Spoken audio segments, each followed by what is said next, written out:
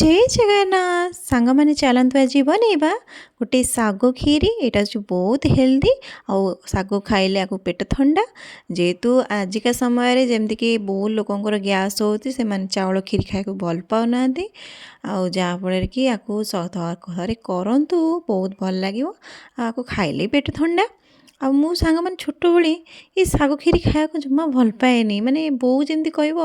ये साग करी कौन लगे जमीक से साग खीरी खाली बो खाली एमती चीनी पकईकी कर दिए मत भल लगे कि साग खीरी आउ थे मुझे ये खीरी खाइला मुझे जानी जे साग खीरी एमती कले समस्ते खाईपे थे ये उपाय करूँ वीडियो कंटिन्यू करूँ बहुत भल लगे साग खीरी न खाया लोक भी खाइबे आ प्रथम जमीक ड्राए फ्रुट्स को भाजी नहीं तापर से कड़े अल्प टे चीनी नहीं कार्मेल करेंगे जमी कलर चेंज करदे तापर पानी पकईकी क्षीर पकईबे मु पानी न पकई आग जब क्षीर पकईदे लगे क्षीरटा तापर से अमूल पकईकी कंटिन्यू घाटे 10-15 मिनट भाया घाटिकी तापर साग को से साग को भल भाव धोईकी जो बतुरा होता साग भल भाव धोईकी सेमती 10 मिनट भाया फुटेदेवे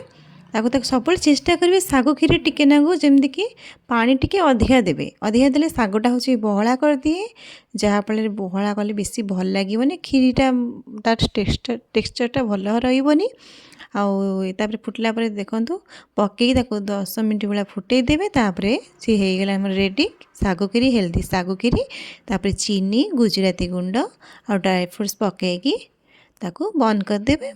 ये आमर गरम गरम सर्व करेंगे ये साग खीरी यहाँ खाइले बहुत पेट पाई बहुत भल आ पेट ठंडा शीतन पेट लोकंर बहुत गरम होमती खातु थे बहुत भल लगे बहुत जल्दी भी हो वीडियो भल लगी लाइक करेंगे सब्सक्राइब करेंगे रही जय जगन्नाथ।